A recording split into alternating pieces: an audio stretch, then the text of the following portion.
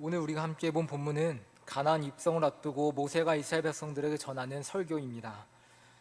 애굽에서 종살이하던 백성들을 이끌고 나와 가나안 땅 앞에 이르게 되었는데, 정탐꾼들의 보고를 들은 백성들은 하나님의 약속을 잊어버리고 절망했고 결국 가나안 땅을 목전에 두고 광야를 향해 돌아서게 되었습니다. 이 일로 인해서 이스라엘 백성들은 광야에서 40년이라는 시간 동안 떠돌게 되었고, 출애굽 1세대는 여호수아와 갈렙을 제외하고는 모두 죽게 되었습니다. 지금 이스라엘은 새로운 세대들이 일어섰습니다. 그리고 많은 시간을 돌아 다시금 가나안 땅 입성을 준비하고 있습니다. 지금 이스라엘의 모든 백성들이 가나안 땅을 사모하고 있었겠지만, 그 가운데에서 모세는 더욱 가나안 땅이 특별하게 다가왔을 것입니다. 모세가 무엇을 바라보고 애굽에서 그리고 광야에서 모든 고생을 참으며 수많은 백성들을 이끌고 여기까지 왔겠습니까? 비록 가나안 땅으로의 영광스러운 입성을 위해서 적지 않은 나이였음에도 끊임없이 걷고 또 걸었던 것 아니겠습니까? 모세는 지난 40년 동안 오직 가나안 땅에 들어가는 그 순간을 보기 위해 살아왔을 것입니다. 그러나 모세는 그토록 꿈에 들이던 가나안 땅에 결국 들어갈 수 없게 되었습니다. 무리바 물 사건 때 그는 하나님의 말씀에 순종하지 않고 자신의 감정을 앞세워 행동하는 실수를 범했고, 결정적으로 신명기 3장에서 하나님께로부터 가나안 땅에 들어갈 수 없다라고 하는 최종 고지의 말씀을 듣게 되었습니다. 모세의 간절한 기도에도 하나님은 그 마음을 바꾸지 않으셨습니다. 결국 40년간 이어져 왔던 모세의 여정은 꿈에 그리던 가나안 땅을 목전에 두고 끝이 나게 되었습니다. 오직 이 순간만을 바라보며 살아왔는데 그 꿈이 실현되지 못했으니 얼마나 낙심이 되고 실망이 됐겠습니까?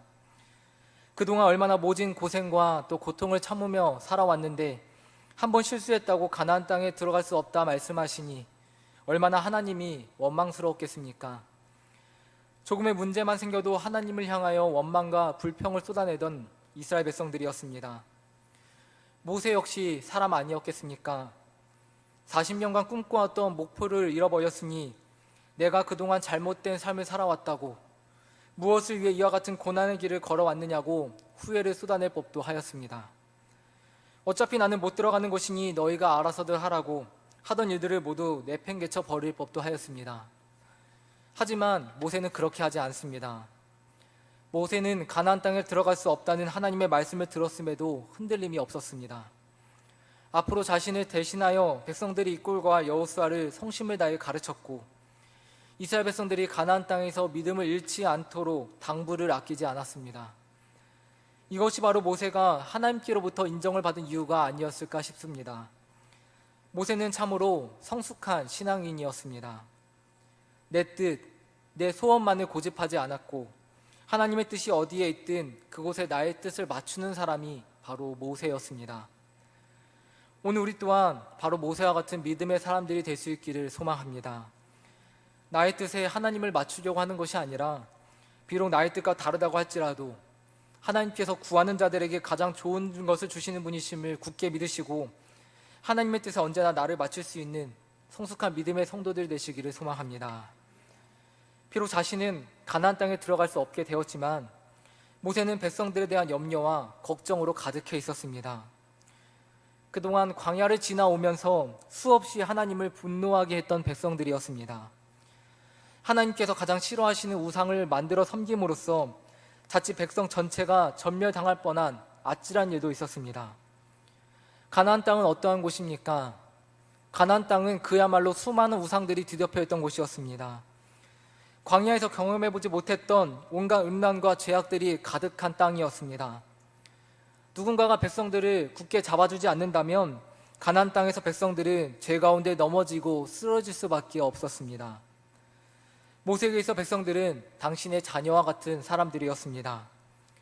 어디서 넘어지지는 않을까? 어디서 누군가에게 해를 당하지는 않을까? 모세는 아비의 심정으로 백성들을 끊임없이 염려하였습니다. 모세는 가나안 땅에 들어가서도 백성들이 하나님의 말씀을 잘 듣고 지켜서 하나님의 보호하심과 은혜 속에 살기를 바랬기에 바로 오늘의 말씀을 전해 주었습니다. 오늘 이 말씀을 통해 우리는 어떠한 교훈을 얻을 수 있겠습니까? 첫 번째로, 하나님을 사랑하는 것이 곧 나를 사랑하는 것입니다. 본문 2절을 보면 모세는 하나님께서 이스라엘 백성들에게 가나안 땅에서 지킬 명령과 규례와 법도를 주신 이유에 대해 설명해 주고 있습니다. 왜 하나님께서 하나님 백성들에게 이러한 명령과 규례들을 주신 것입니까? 그 이유는 백성들로 하여금 그것을 지키게 하여 그들의 날을 장구하게 하기 위한 것이라고 말씀하고 있습니다.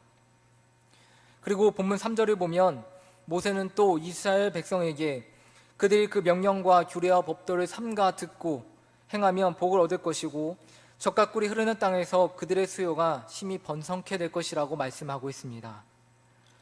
즉 하나님께서 이스라엘 백성들에게 명령과 규례와 법도를 주신 이유는 그들로 하여금 가나안 땅에서 대대로 복을 받아 행복한 삶을 누리며 또 번성케 하기 위함이라고 하는 것입니다.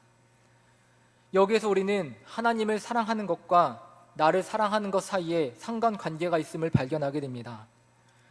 상관관계란 두 가지 가운데 한쪽이 변화하면 다른 한쪽도 함께 따라서 변화하는 관계를 말합니다. 사실 하나님께서 주신 명령과 규례와 법도를 지킨다는 것은 얼핏 보면 전적으로 하나님만을 위한 것처럼 보입니다. 왜냐하면 그 명령과 규례의 법도의 내용을 한마디로 요약하면 마음을 다하고 성품을 다하고 힘을 다하여 여호와 하나님을 사랑하는 것이기 때문입니다. 그러나 오늘 모세는 우리가 하나님을 사랑하는 것은 하나님뿐만 아니라 나 자신을 사랑하는 것이 되기도 한다는 사실을 말해주고 있습니다. 왜냐하면 하나님을 사랑하면 하나님은 그러한 사람에게 복과 은혜를 내려주시기 때문에 그렇습니다. 그러하기에 결국 하나님을 사랑하는 것은 나 자신을 위한 것이 되는 것입니다. 따라서 우리가 자기 자신을 진정으로 사랑한다면 더욱 하나님을 뜨겁게 사랑해야 합니다. 하나님을 사랑하는 것, 그것이 바로 우리가 이 땅에서 잘 살 수 있는 최고의 방법입니다.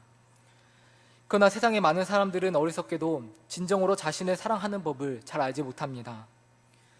그래서 그들은 그릇된 방식으로 자신을 위하다가 멸망의 길로 들어서곤 합니다. 누가복음 12장 16절 이하에서 예수님은 어리석은 부자에 대한 이야기를 해주고 계십니다. 그 부자는 어느 해 곡식을 쌓아둘 것이 없을 정도로 풍년이 되자 고민하던 끝에 이와 같이 말합니다. 내가 이렇게 하리라. 내 곡간을 헐고 크게 짓고 내 모든 곡식과 물건을 거기 쌓아두리라. 또 내가 내 영혼에게 이르되 영혼아 여러 해 쓸 물건을 많이 두었으니 평안히 씻고 먹고 마시고 즐거워하자 하리라. 부자는 자기 자신을 사랑하는 길을 언제라도 먹고 마시고 즐거워할 만큼 많은 곡식을 쌓아두는 것이라고 생각하였습니다. 그러나 하나님께서는 그러한 그에게 이와 같이 말씀하시지 않습니까? 어리석은 자여 오늘 밤에 내 영혼을 도로 찾으리니 그러면 내 예비한 것이 누구의 것이 되겠느냐? 아무리 많은 재물을 쌓아두었다 할지라도 하나님께서 허락하시지 않는다면 그 재물은 결코 부자의 것이 될 수 없다는 말씀입니다. 결국 이 비유는 재물의 축적이 곧 미래의 행복을 보장할 것이라 여기는 사람들의 생각이 얼마나 헛된 것인가를 잘 보여주는 것입니다. 인간의 삶은 미래를 예측할 수 없는 불확실성으로 가득 차 있습니다. 대부분의 사람들은 이렇게 불확실한 시대를 살아가며 불안해하고 그 불안감을 떨쳐버리기 위해 끊임없이 노력합니다. 그래서 바로 이 어리석은 부자처럼 언제든지 자신을 즐겁게 할 수 있는 무언가를 땅에 많이 쌓아두려 합니다. 어떤 이들은 부를 쌓으려 하고 또 어떤 이들은 지식을 쌓으려 하며 또 어떤 이들은 권력을 쌓으려 합니다. 그럼으로써 미래를 보장받고 싶어 하는 것입니다. 그러나 재물이 아무리 많아도 그것이 곧 미래를 보장해 주지는 못합니다. 재물이 많아도 많은 지식을 가지고 있어도 우리가 높은 권력을 가지고 있다 할지라도 잃어버린 건강을 회복할 수 없으며 깨어진 가정을 회복할 수도 없고 더군다나 가장 소중한 인간의 생명을 어찌할 도리가 없습니다. 그러나 믿는 사람들 가운데서도 정말 나 자신을 사랑하고 나 자신을 위한 것이 무엇인지 알지 못하는 사람들이 많이 있습니다. 하나님께 예배를 드리는 일보다 돈을 버는 것이 더욱 자신을 위한 것이라고 생각하기도 하고 하나님의 말씀을 읽고 묵상하는 일보다 영화와 교양 서적을 보는 것이 더욱 자신을 위하고 사랑하는 것이라고 생각하기도 합니다. 또 어떤 사람들은 기도하는 일보다 운동하는 일이 자신을 더욱 사랑하고 이롭게 하는 일이라 생각하며 아침 일찍 일어나면 기도가 아닌 운동을 하러 가는 사람들도 있습니다. 오늘 우리는 나 자신을 정말로 사랑하는 것, 나 자신을 정말로 위하는 것에 대해 깊이 생각해 보아야 합니다. 우리는 아침 일찍 일어나 육체를 위하여 운동하기보다 영혼을 위하여 기도하기를 즐기는 사람들이 되어야 합니다. 우리는 교양서적을 읽는 일과 영화를 보는 일보다 하나님의 말씀을 읽고 묵상하기를 즐기며 그 일에 더 많은 시간을 쏟을 수 있는 사람들이 되어야 합니다. 또 주일에는 아무리 큰 돈벌이가 있다 할지라도, 또 아무리 즐거운 일이 우리를 유혹한다 할지라도 단호하게 뿌리치고 하나님께 예배드리기를 즐거워하는 사람들이 되어야 합니다. 우리는 언제나 우리 자신보다 하나님을 더욱 위하고 더욱 사랑하는 사람들이 되어야 합니다. 우리를 위하여 땅에 재물을 쌓아두지 말고 오히려 하나님을 위하여 쌓아둔 재물을 사용할 수 있는 사람들이 되어야 합니다. 우리가 이렇게 행할 때 하나님께서는 우리가 우리 자신을 위하는 것보다 우리 자신을 더욱 사랑해 주실 것입니다. 우리가 나 자신을 위하여 찾고 구하는 행복보다 더 큰 만족과 기쁨을 우리 가운데 허락해 주실 것입니다. 하나님은 우리 가운데 이와 같이 약속하십니다. 시편 91편 14절 이하의 말씀입니다. 하나님이 이르시되 그가 나를 사랑한즉 내가 그를 건지리라. 그가 내 이름을 안즉 내가 그를 높이리라. 그가 내게 간구하리니 내가 그에게 응답하리라. 그들이 환난 당할 때에 내가 그와 함께하여 그를 건지고 영화롭게 하리라. 내가 그를 장수하게 함으로 그를 만족하게 하며 나의 구원을 그에게 보이리라 하시도다. 우리가 그 무엇보다 하나님을 사랑할 때 하나님께서는 우리를 어려움 속에서 건지시겠다고 약속하십니다. 우리가 세상의 멸시 속에서도 하나님의 이름을 높이 부르며 나아갈 때 하나님께서 친히 우리를 높여주시겠다고 약속하십니다. 우리가 세상의 것을 의지하는 것이 아닌 하나님을 의지하고 하나님 앞에 간구하기 시작하면 하나님께서 우리의 기도에 응답하여 주시겠다고 약속하십니다. 우리가 하나님을 그 무엇보다 전심으로 사랑하면 우리가 환난 당할 때에 우리와 함께 하시고 우리를 건지시고 우리를 영화롭게 하시며 장수하게 함으로 우리를 만족하게 하며 나의 구원을 너희들에게 보여주겠다고 약속하십니다. 사랑하는 성도 여러분, 오늘 하나님께서 우리 가운데 주시는 이 약속의 말씀을 굳게 붙드시기를 소망합니다. 하나님을 전심으로 사랑함으로 하나님께서 우리 가운데 내어주시는 복과 은혜를 충만하게 받고 누리며 살아가시는 믿음의 성도 모두가 되시기를 소망합니다. 우리가 세상 무엇보다 하나님을 더욱 사랑하며 나아갈 때 하나님은 우리가 우리 자신을 위하는 것보다 더욱 우리를 위해 주실 것이며 우리가 우리 자신을 사랑하는 것보다 더욱 사랑해 주실 것입니다. 하나님을 그 무엇보다 사랑하며 세상 그 무엇보다 하나님과 기도로 만나기를 즐겨하는 우리 중보기도팀과 사랑하는 모든 성도들 가운데 차고도 넘치게 부어주시는 하나님의 은혜와 축복이 날마다 풍성하게 임하시기를 이 시간 간절히 소망합니다. 두 번째로, 하나님을 기쁘시게 할 때 하나님은 우리 인생을 부욕해 하십니다.